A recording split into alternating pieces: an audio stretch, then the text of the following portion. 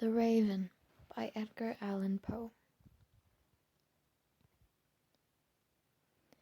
Once upon a midnight dreary, while I pondered weak and weary over many a quaint and curious volume of forgotten lore, while I nodded, nearly napping, suddenly there came a tapping, as of someone gently rapping at my chamber door. "'Tis some visitor," I muttered, tapping at my chamber door. "Only this and nothing more." Distinctly, I remember it was in the bleak December, and each separate dying ember wrought its ghost upon the floor.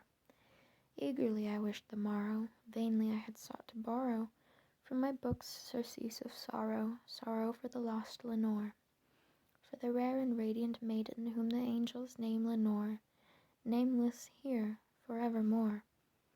And the silken, sad, uncertain rustling of each purple curtain thrilled me, filled me with fantastic terrors never felt before, so that now, to still the beating of my heart, I stood repeating, "'Tis some visitor entreating entrance at my chamber door, some late visitor entreating entrance at my chamber door, this is it, and nothing more."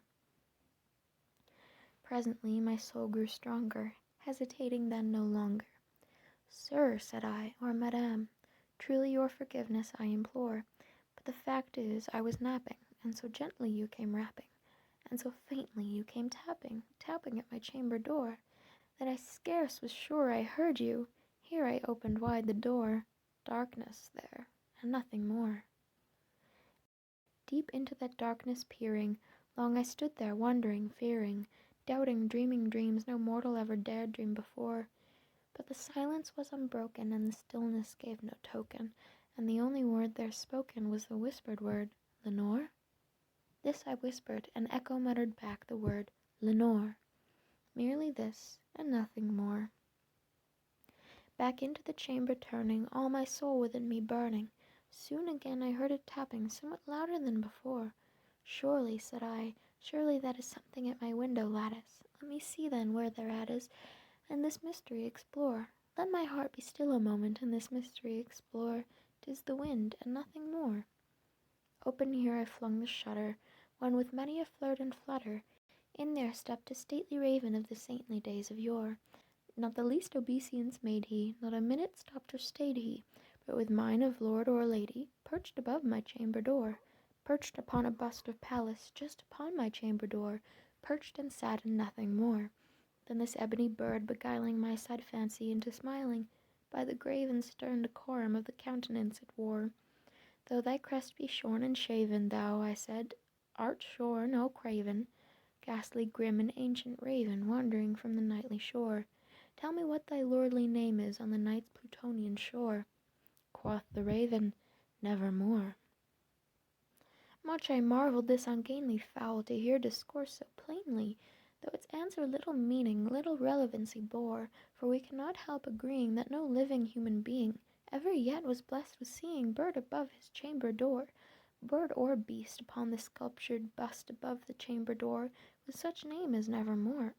But the raven, sitting lonely on the placid bust, spoke only that one word, as if his soul in that one word he did outpour.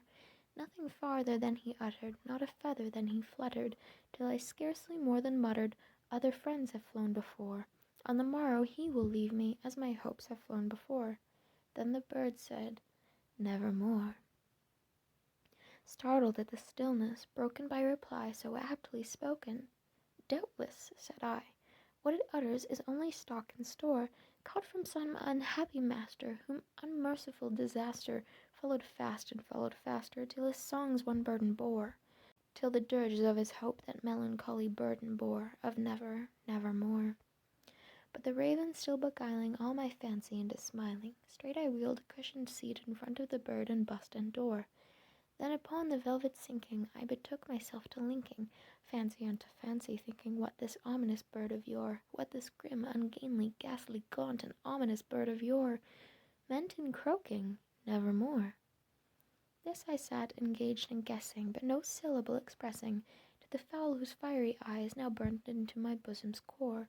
This and more I sat divining, with my head at ease reclining on the cushion's velvet lining that the damp light gloated o'er, but whose velvet violet lining with the damp light floating o'er, she shall press, nevermore.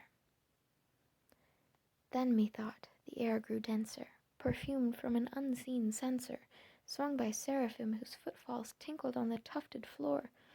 Wretch, I cried, that God hath lent thee, by these angels he hath sent thee, respite, respite, and nepenthe from thy memories of Lenore. Quaff, oh quaff this kind nepenthe, and forget this lost Lenore. Quoth the raven, nevermore. Prophet, said I, thing of evil, prophet still, if bird or devil, whether tempter sent, or whether tempest tossed thee here ashore, desolate yet all undaunted, on this desert land enchanted, on this home by horror haunted, tell me truly, I implore, is there balm in Gilead? Tell me, I implore. Quoth the raven, nevermore.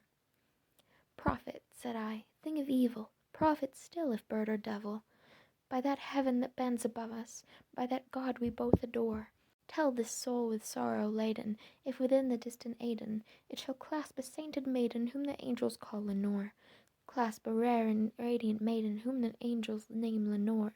Quoth the raven, nevermore.